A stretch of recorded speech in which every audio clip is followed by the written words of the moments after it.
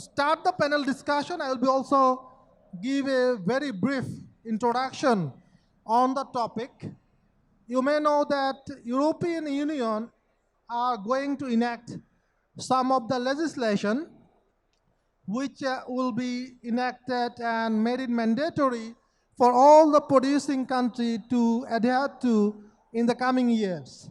One of the important legislation coming is digital product passport.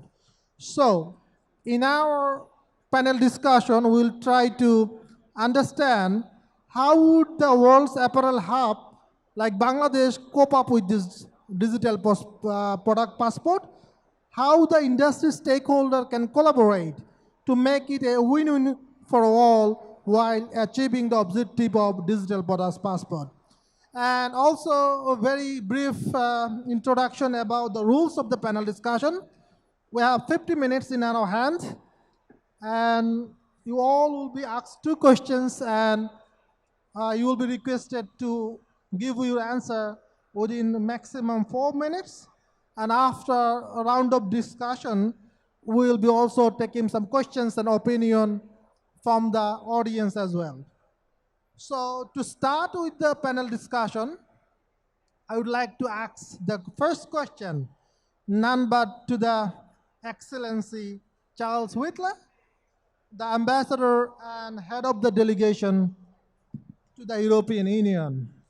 We all know European Union is an important export destination for Bangladesh apparel industry. So we are also very keen to know about this digital product passport. So my first question to you will be, what is the update of the digital products passport, and by when the European Union may enact the legislation on the digital product passport? Well, thank you very much, Mr. Chair. It's a great honor to be on this panel and great to be discussing something that's, of course, of great importance to the EU, but in the fullness of time will be of great importance to Bangladesh as well. I think the digital passport idea is a critical one. I suppose it may elicit a groan from industry here because, of course, we're often confronted with the idea that the EU is forever churning out new rules and regulations, making life harder for business. That's certainly not the intention with this initiative. It's part and parcel of how we're doing business on textiles, the green transition, and so on. And as you know, the green transition is at the heart both of our own domestic policy within the 27 member states, but also in our relations with Bangladesh. So it's one of the 3 key priorities for our collaboration with Bangladesh. So many of our projects that are coming online, be it renewable energy, be it support to the circular economy, are linked to the green transition. So this digital passport, to be more concrete, is on its way. The European Parliament has agreed and voted and accepted this notion. It will now go for final confirmation and agreement to the 27 EU member states. And we expect it to enter law within 2 years and probably come into common practice within 3 years. Of course, its goal is very clear. Its goal is to address the issues of waste and transition to a more sustainable economy. There are 12.6 metric tons of textile waste generated in the EU every year, so it's a huge issue, and that needs to be addressed. What remains to be seen is how much detail there will be in the digital passport, because, of course, that will depend that will determine the burden that will be put on business, on buyers, on the supply chains in countries like Bangladesh. But data is at the core of this. Data and compliance are making things more transparent for buyers, for the market, and of course for consumers. So that's the driving force behind this, but all part and parcel of the bigger transformation that's happening already in Bangladesh, and I think probably we'll come on to that later. I think Bangladesh is well placed at this stage of the game to be fully accommodating of this change. Thanks. Thank you, Excellency. I will be coming back to you again.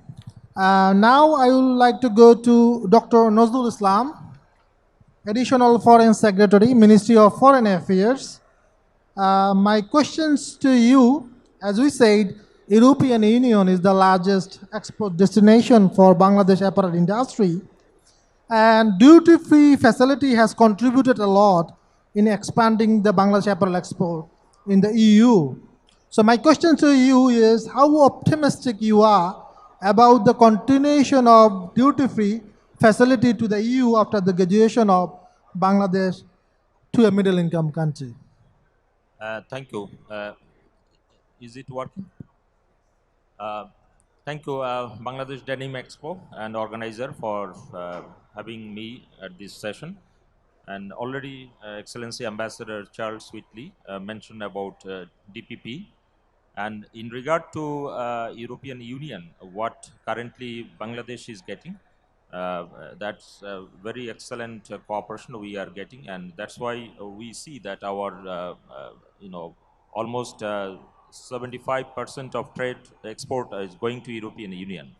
And as you put forward that question of after LDC graduation, how optimistic that European Union will continue to extend their, duty-free, quota-free access.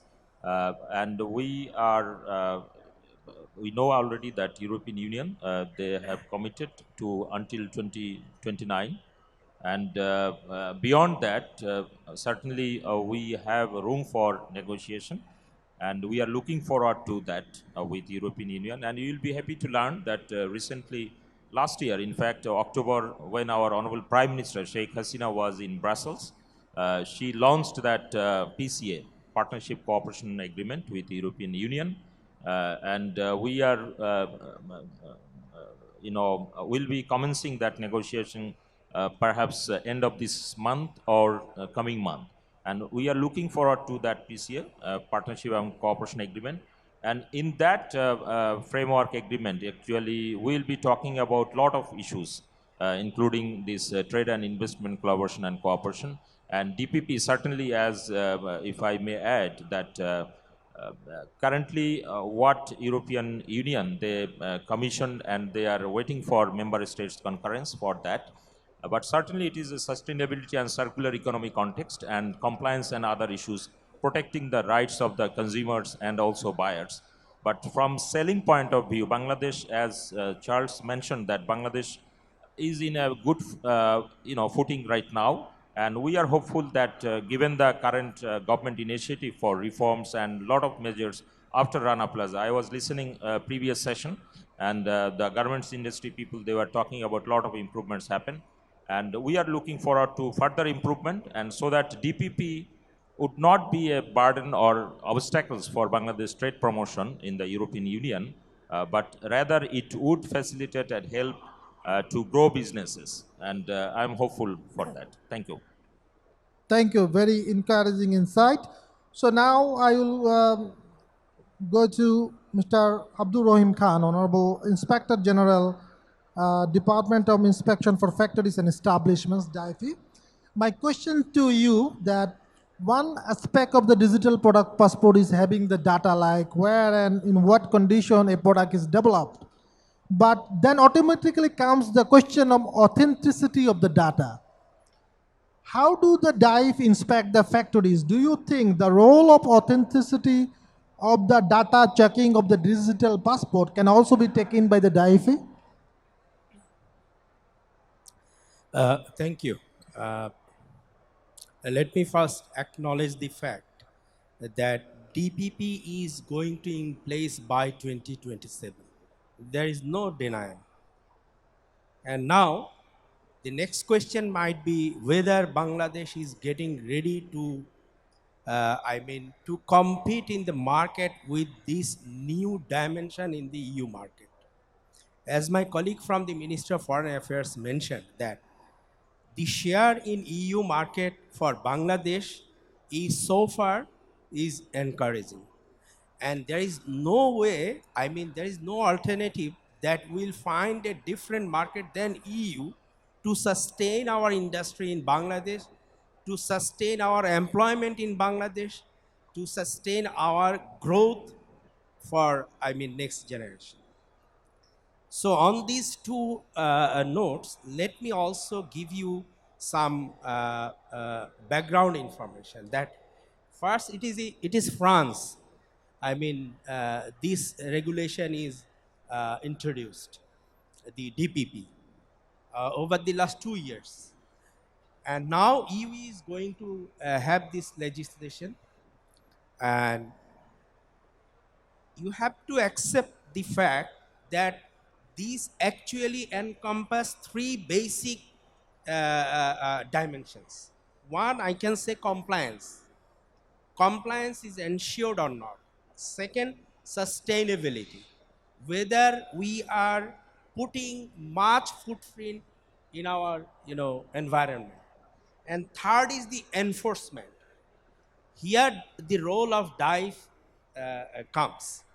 So if you are, if you confirm the enforcement by the digital passport in your product, that is the job of DIFE is simple. Job of DIFE is pretty easy. Because if you are an exporter, you will have to have all the data and relevant information on the product so that buyer without any doubt can purchase your product. And the authenticity of data, see, this is a lot of auditing procedure. This is not that DIFE is going and having the scenario in place and certify that all the purchasing practices, all the supply practices are in line with the intention standard. It is about the product authenticity, whether this product is made depending on the sustained manufacturing process, also coming to the market via sustainable transportation system. So all these data is coming from different sources. As far as DIFE is concerned, that whether the labor rights, workplace safety is ensured in the manufacturing unit. And this is a first-hand primary data. So there is no question that this data will be in question of its authenticity. So in short, I can say at this existing institutional framework, DIFE is capable enough to make sure that any exporting manufacturing unit is practicing the Bangladesh Labor Act, practicing the environmental compliance that is relevant to that production unit. Thank you. Thank you, and I think the discussion becomes very interesting. Now I would like to hear manufacturer's perspective, and that is from Barrister Sherin Salamoishi, Director in Boy Group and Director of BGMEM. My questions to you is actually how Bangladesh apparel industry is prepared for the digital product passport and where you see the challenges in implementing the DPP. Thank you for having me here today. So, the question you posed at me is a little challenging in the sense that when I Googled DPP in Google itself, they didn't have very much formatted information. So I had to dig into different sets and come and know about it because, as we all know, EU has not had any set standard or format as of yet. So something that we are still anticipating to have in our system is something which is filled with anxiety and a lot of thoughts in itself. But as we know, Bangladesh is already at the verge of being an exemplary nation in case of sustainability and transparency. So I think a new adoption of a system would not be a hell lot of a challenge, but it won't be a walk in the park either. So obviously, along with all the other challenges, I think I would classify three very important challenges that this DPP might face with regards to our country. We have an ever-changing system, no doubt. We adopted the changes of Accord and Alliance, we are coming up to RSC, we are matching with circular practices, we are on and off with sustainability, but this system is a little bit more challenging because it's based on data processing itself and how we actually depict the lifestyle of a whole product from the very beginning to the end and with everything in it. It's like a book we open with regards to one product and a person sees everything. So it's totally a new concept. I believe people in my generation will be really welcome to it. But there will be one set of the generation who are very stuck with some staple ideas which they have already developed over the years. Like, I would like to talk about my father, who is a pioneer in this sector itself. He had been a president of the BGMEA. He has been here in this industry for 38 years. But when I talk to him about this system, he'll be like, we did it without that, then why do we need the system now? So it will take a while and a little bit more motivation for us to put into the idea as to why we want this. We want to harvest the idea of how this implementation actually helps us in this sector and how it will attract the buyers, how it will be easy for the consumers to trace the life of what the products they're going to buy. So this is a journey we have to do. Secondly, when we are talking about technology, we definitely have a training and adaptation process. There comes the whole idea of when will this format be ready, when the standards are set, how much we are adapting to it, how nicely it is integrating with our existing system and legislative processes as well. And at the core of everything lies the cost issue. Nothing comes for free, of course. I'm not sure how many of our owners would be really willing to talk about the costs of adaptation of this system. I might be a DPP friendly person, but not always everyone will be. And even if we meet up that cost efficient part and we merge we just make a merger between these things, the positives and the negatives, and somehow get that thing, the very big question still lingers as to the privacy issue. Whenever you're talking about online data uploading, you know that there is a cyber security issue that lingers around everywhere. We're talking about the authenticity of product, but we're not talking about how our data will be safe over there. How my data's private information updated over there, the products and all the details would be safe over there. Obviously, there are means and mechanisms we can use, but how much are these mechanisms going to be effective in protecting the life, the whole idea about my data being somewhere in the web and not everyone else stealing it? So ensuring all these things, and it must be an amalgamation between the efforts of the government, the stakeholders, the industry, and the international organizations, of course. As simple as the name suggests, and the work and the benefits that it poses, I believe there are challenges attached to which needs to be met and solved together. So at this point, I cannot just, pinpoint that we are over here. We are ready, we are ever changing, we are evolving, we are progressive, but this industry will need to be informed about the benefits of this so they can actually take up this idea. Thank you. Thank you for pointing out another dimension, that is data security, but I will be also happy to ask you one complementary question, that if you are asked what data or information you would like to see in the DPP or the DPP contents. Hello. Oh, yeah. Okay, so the lady gets a complimentary question. That's nice. I, if you're talking about me, if I am the consumer wanting to see the environmental footprint of the products I'm buying, and probably our Bangladesh system is it's like an interlocking web. Actually, we've got multiple stakeholders involved. There are companies, there are informal labor practices. So amidst all these, probably what I would like to see is a proper chain of events leading from the very designing of the product to the very end of it being sold and going to the racks. And I'm sure it will not be very easy, because we've got the subcontractors, we've got the different laws involved, we've got the organizational dilemmas in between, which actually makes a lot of confusion while we are producing the product. Probably I'm getting the order, but I'm getting someone else to subcontract it for myself. But do I mention it over there? Yes, I'm supposed to, because all the entire concept about DPP is about the traceability and the very clarity of the life of the product.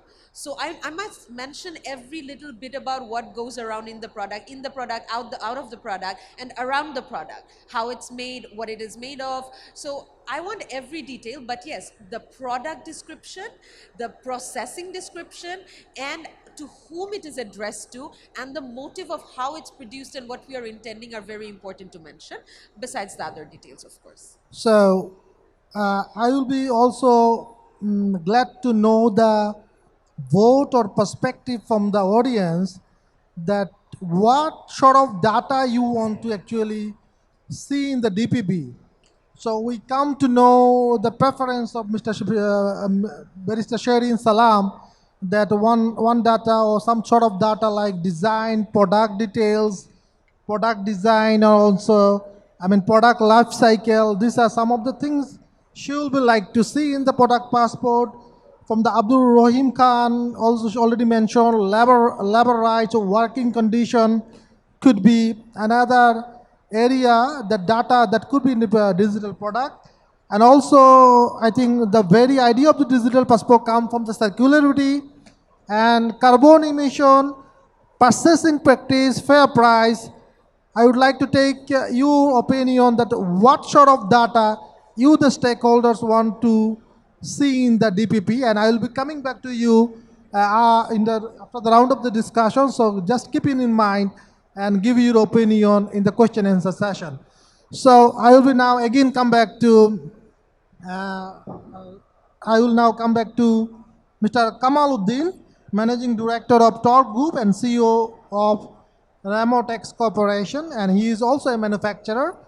And my question to you will be, what support the European Union and other development partners could extend to support the industry in implementing the digital passport, do you think?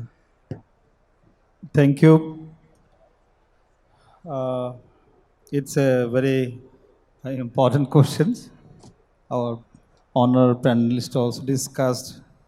Yes, European Union and other development partners could provide various form of support to industry implementing the digital product passport. Actually, we all know that European Union, we are supplying actually big volume of our product to European Union.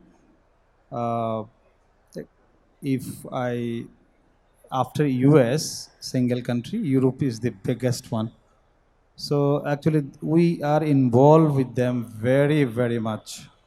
They could support us in various form, like they can do in financial assistance, technical assistance, capacity building, regulatory support, promotion and awareness of the product, and consumer and collaboration and partnership. Actually, today, each and every one we are producing, we are trying to produce sustainable because product, and our all customers are looking for sustainability, traceability, and uh, of course, there is a um, uh, I would say now to no question about the factory. Uh, you are well equipped, or you are maintaining the uh, all customer demands what they are looking for, but uh, to do all this, the digital passport product today, we need actually from them, if I directly said sustainable, price also, which we are normally not mentioning sometimes. We all know the process, but to maintain that records, maybe we are not habituated, we are trying to be habituated. We need a training, of course. We need a finance, of course. Slowly, we need a technical assistance, which is, still less in our, in our industry. And in different way, in different form, actually, European Union can, support us, where we can be a good partner of digital product passport. But to do all the practice sustainable, to make this sustainable product, we need actually sustainable prices also. Of course, we are doing the practice, sustainable practice we all are trying to do. Our all factories are now, a lot of factories are now, eco and then green certified factory we are making. And because otherwise, customer is not placing the order. So my request, and yes, I would say to audience also today, to make this sustainable or the digital passport product, actually we need very much sustainable prices, and of course we have a infrastructure. Actually, we need to comply, or we need to have the assistance from the different stakeholders and the European Union, different stakeholders, so that we can comply, and it will be easier for us to do make uh, digital product passport. Thank you, sir. Thank you. So the issue of pricing, I think the process in practice. So it's also a question that how could you also, incorporate it, process in practice in the digital product passport? Is there any way? So I think that could be also a discussion. And with this note, I will be now again go back to Excellence Ambassador, and I will be requesting all the panelists to actually cut short the answer because we are already running behind the time. So requesting all of you to actually answer the second question, if possible, within 2 minutes. So the questions I would like to ask the Excellence Ambassador that how could Bangladesh apparel industry, you think, could prepare itself for the digital product passport? Thank you. I think it just needs more of the same. And of course, what this is about, as we said earlier, is data and transparency. So data reflects the reality on the ground. And as panelists have mentioned, in the context of this new data passport, digital passport, that means getting it right on social issues, getting it right on environmental issues, on circularity. The data reflects the reality. So I would just say we need more of the same. Bangladesh is moving rapidly in the right direction, both in terms of green factories, in terms of compliance with labour standards. We have the National Action Plan on the labour sector. It's good to hear that DIFI is well equipped and ready to do the part on the part of the authorities to meet the challenges of this new initiative. So that's my message. But of course, we're not just saying do this or else. We're saying we will help you do it. We have many programs to support Bangladesh in this field.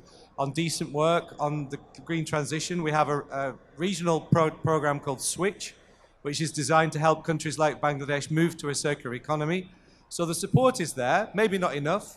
I totally take the point that there needs to be concentration also on sustainable prices. It's a point that comes up a lot because the demand list gets longer and longer for business here. But of course, you need to be making a profit at the end of all this as well. But it's also about relationships in the supply chain. So it's vital that the brands who are plugged into Europe, who know what is happening with European legislation, and we, as bureaucracy from Europe, who are creating these new laws, it's vital we explain them.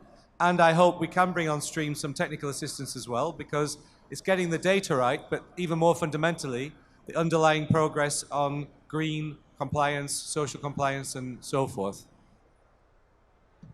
Thank you. So my question to Dr. Hamdi Nazrul Islam, Additional Foreign Secretary. Sir, would you please shed some light that how partnership cooperation agreement between European Union and Bangladesh would help growing trade and investment in the coming years? Thank you. And as I told you that PCA is going to be, a new framework agreement with the European Union, 27 member countries as a whole. We will start negotiation. And certainly there is a big chunk of issues in that PCA is trade and investment cooperation, collaboration. And as Ambassador Charles, he was speaking about green transition, compliance, and national action plan on labor rights. So certainly that PCA, we will be looking at all other related issues as well. And that would be a very good instrument between Bangladesh and European Union, and that will help and facilitate grow our business to achieve our targets. As I was listening to distinguished panelists from two RMG sectors, and they certainly and pointed out that it is not that there will be cost involved, and also legislations and other things and compliance issues. So challenge will be there, but since we are having entering into PCA with European Union, in that framework agreement, we will negotiate with European Union to have greater collaboration and cooperation and technology transfer help and capacity building and compliance issues, environmental green transition, and DPP, what actually they are looking at, all sorts of issues we are not ruling out, but certainly through PCA we can have greater collaboration and cooperation, and it will be certainly very useful given our LDC graduation in 2026. So before that, we are hopeful that if we can commence that negotiation within this month or early next month, and we are looking at actually it will take 1 year or so plus. Actually, in case of Thailand, it took, I was told, 2 years, but yeah, but okay, but I can assure business those who are listening that from government perspective, since from Foreign Office I have been designated as chief negotiator for this PCA, Partnership Cooperation Agreement with the European Union, and certainly we'll be having a lot of discussion and stakeholder consultation with all businesses and all relevant agencies, including DIFE, Ministry of Commerce, and others. And in respect of, apart from European Union, I flag it here that we are having EPA, Economic Partnership Agreement negotiation starting 19th of this month with Japan. So that's very encouraging for us, and also some other countries with whom we have, very good business relation, including USA.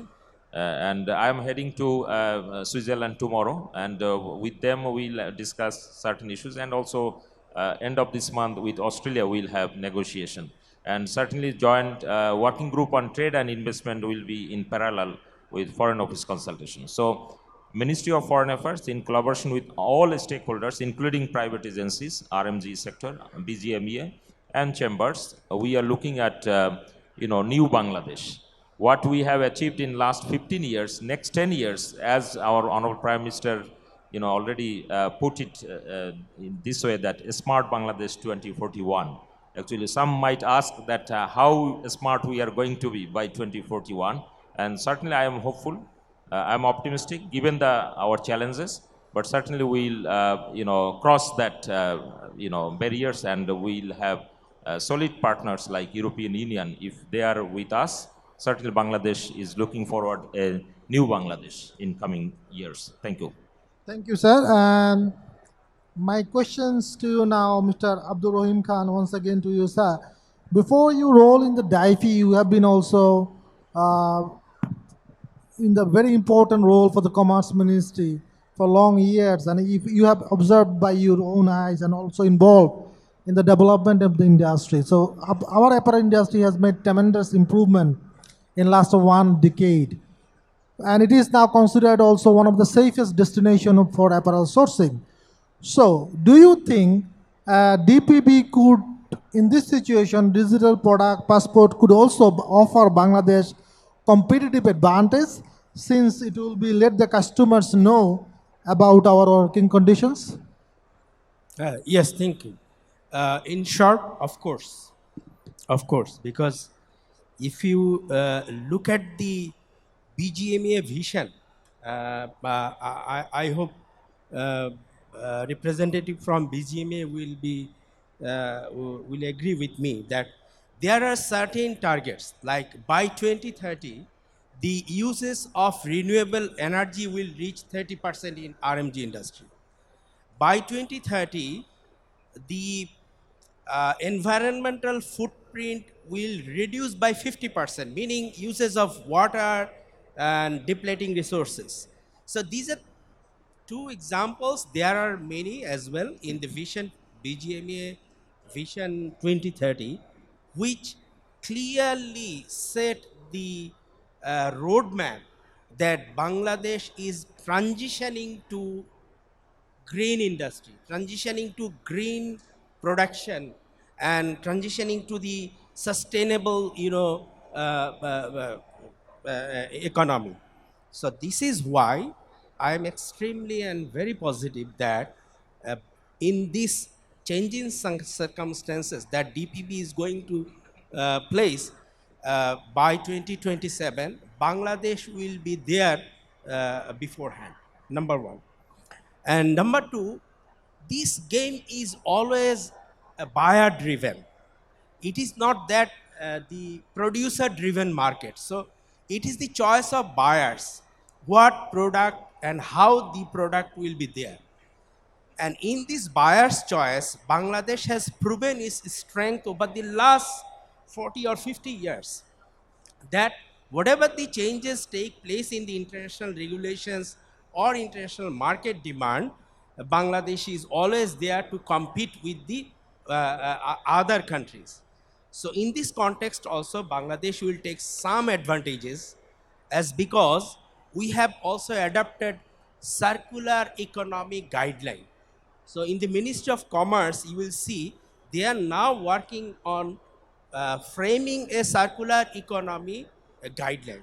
And of course, at the beginning, it will target textile, RMG, and leather, which will automatically, revolve in other sectors. So with these three notions, I am hopeful that Bangladesh will take the advantage of DPP, and there will be no challenge at the competitive issue. Because already Bangladesh has got some basic comparative advantage over other countries in the RMG. And this will continue. DPP is applicable for all other countries like Bangladesh. As you know, there is a tremendous improvement in ICT in Bangladesh. And also my colleague from MOFA mentioned about the smart Bangladesh. So this DPP is not going to anyway impact the competitiveness of Bangladesh in RMG industry at the moment we are enjoying in international market. Thank you. Encouraging indeed. So, as the buyer's perspective come, I would like to now ask the question to Mr. Kamaluddin Ahmed, Director, Managing Director of Torque Group.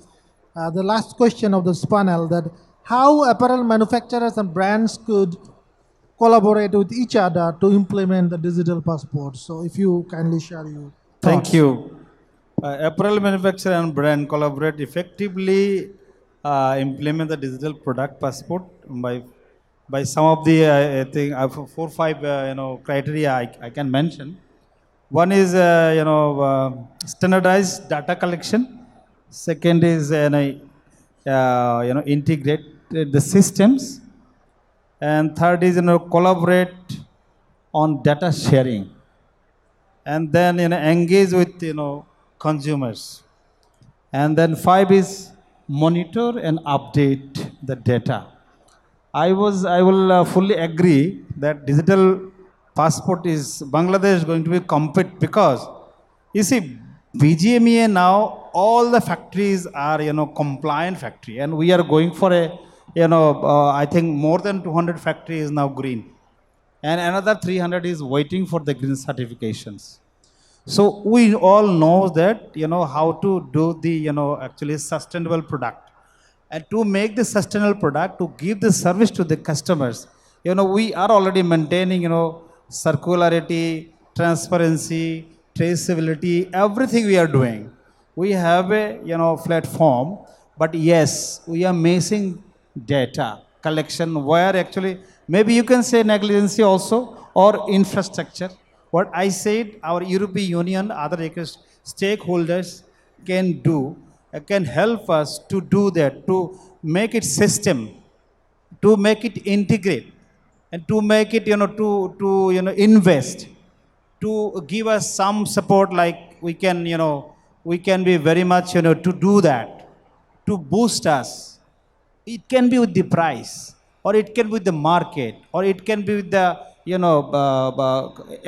end consumers, if they are going and advertise more to sell our actually what product we are selling. We are giving them the informations by rating but tag, but actually end consumers doesn't know that. but still my customer is looking all within all the informations, all the good, say for example, everything we are putting here, but we are unable to get the prices. So because if we have to go for it, and again you have to, or European Union or our brand can go and can do more, this advertisement or awareness, then they know actually what they are going to use. Then if they are knowing it, then our product can sell more, and it can be more sustainable, and they will be spend more. So there is a lot of way. We cannot finish it actually within 1 or 2 minutes. I would suggest Bangladesh is a place where our vision of VGMA, maybe Sherin can tell more also, 20, 30, $100 billion business. Actually, we have that capability. Now we are working on it. Our BGMA also give a roadmap.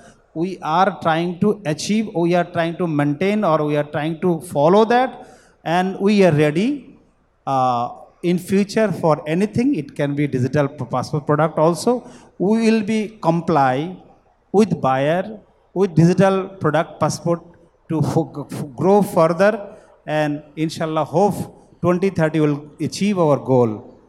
Thank you. So, any last remark from Barrister Sherin Salamoshi? Oh, thank you. So, with all these wonderful gentlemen I'm sharing the stage with, I've got Mofa, I've got our Honorable Ambassador from the AU, I've got Daifi, I've got my fellow industry persons. So, I would one thing I would like to say on behalf of the industry and my organization, BGME itself, is we haven't yet set any programs or any standards or formats for the DPPs as of yet.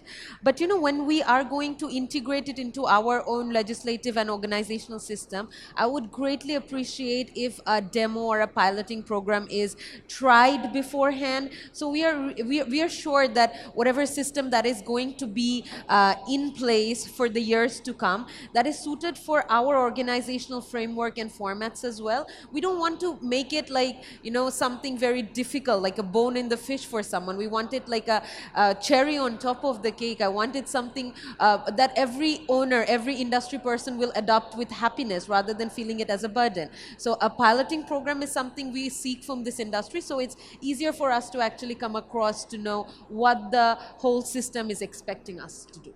Thank you. That's all. So, thank you. And anybody from the audience? I would also, before you start your question, I will also ask you one little question, that from your opinion, what data you will be happy to see in the digital product passport?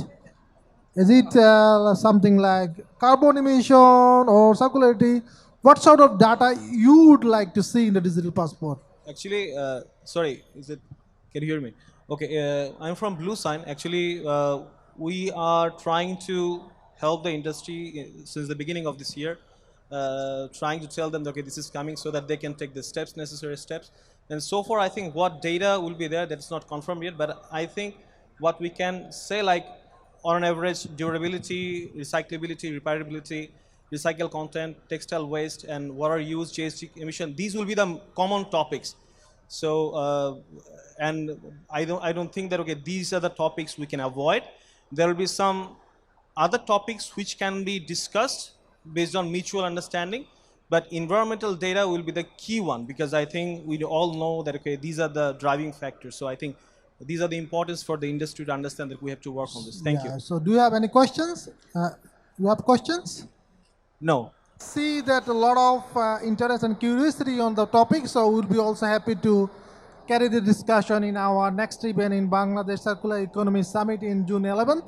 So with this note, I would like to thanks once again to honorable speakers for your valuable time and insights, and I would like to all of you to kindly stand for a group photo.